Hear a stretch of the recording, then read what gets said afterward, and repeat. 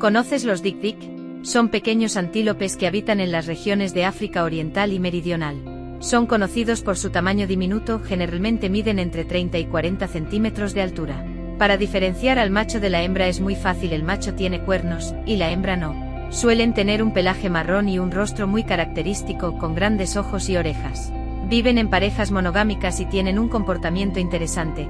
Cuando se sienten amenazados, suelen quedarse inmóviles y luego huyen a gran velocidad.